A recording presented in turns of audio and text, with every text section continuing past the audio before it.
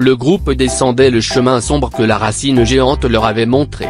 La forêt devenait plus mystérieuse, mais ils ne pouvaient pas s'arrêter. C'est si sombre, dit Sally, avec un léger tremblement dans la voix. Je ne sais pas si je veux continuer. Mais je sais que nous ne pouvons pas nous arrêter maintenant, nous sommes allés si loin. Même si je ne peux pas m'en empêcher. Cet endroit me rend nerveuse, comme si quelque chose se cachait dans l'ombre. Attendant, je sais, Sally, répondit Kazé en regardant son ami. Je ressens aussi cette étrange sensation, comme si l'air était plein de secrets.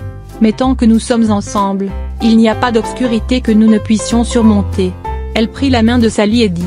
Souviens-toi, nous avons déjà affronté des défis difficiles auparavant, et nous le ferons à nouveau. Tu n'es pas seul. Alors qu'ils avançaient, ils commencèrent à entendre des murmures étranges, comme des voix autour d'eux. Le son leur fit dresser les poils. La forêt parle toujours, si nous savons écouter. Dit Zira. Ces murmures, bien qu'ils semblent confus, sont là pour nous guider. Nous devons prêter attention et écouter attentivement, au-delà de la peur que nous pourrions ressentir. La forêt veut nous montrer le chemin, mais elle ne le fera que si nous prouvons que nous sommes prêts à comprendre ces mystères. Elle marqua une pause pour insister. Écoutez avec votre cœur, pas seulement avec vos oreilles. Une des voix devint plus forte et plus claire, comme si elle leur parlait directement. Vous êtes venus de loin, mais la partie la plus difficile est à venir. Seule votre lumière intérieure vous guidera vers le secret que vous recherchez, et seuls ceux qui croient en leur propre lumière pourront le déchiffrer. La voix résonnait dans l'air. N'oubliez pas, tout ce qui brille n'est pas ce qu'il semble. Tout à coup, une petite lumière apparut au loin, brillant doucement et illuminant le chemin devant eux. Regardez, s'écria Noland, cette lumière semble nous guider. Cherchant les réactions des autres, il continua, c'est comme si la forêt nous montrait le bon chemin. Je ne sais pas comment, mais je sens que nous pouvons faire confiance à cette lumière. Cette lumière est notre espoir, dit Zira. C'est un signe que nous sommes sur la bonne voie.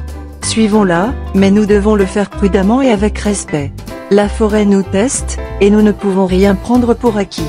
Si nous suivons cette lumière avec foi en nous-mêmes et en notre équipe, je suis sûr que nous arriverons là où nous devons être. La lumière les mena à un pont fragile de racines qui s'étendait au-dessus d'un abîme sombre. Le pont semblait frêle et peu fiable. Ce pont a l'air de se briser à tout moment, dit Arion. Je ne sais pas si c'est sûr, mais nous n'avons pas d'autre choix, n'est-ce pas? Il se pencha en avant et demanda, que se passe-t-il s'il ne supporte pas notre poids? Rien que d'y penser me donne des frissons. Ce n'est pas la force du pont qui compte, mais la nôtre, répondit Zira. Ce pont est là pour nous apprendre quelque chose, Arion. La forêt nous teste toujours de manière inattendue. Si nous traversons avec peur, nous nous trahirons nous-mêmes. Nous devons croire qu'aussi longtemps que nous marchons ensemble, nous serons plus forts que n'importe quel obstacle. Le pont nous soutiendra si nous le traversons avec des cœurs pleins de courage, et non de doute. Allons-y, tous ensemble. Main dans la main, ils traversèrent le pont, sentant le léger tremblement sous leurs pieds. La petite lumière brillait plus intensément à chaque pas, comme si elle leur donnait de la force.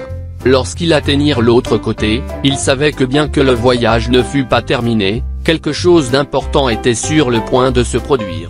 Ils ressentaient la force de leur amitié et le pouvoir de la forêt avec eux, et ils étaient prêts pour ce que la forêt sauvage leur réservait.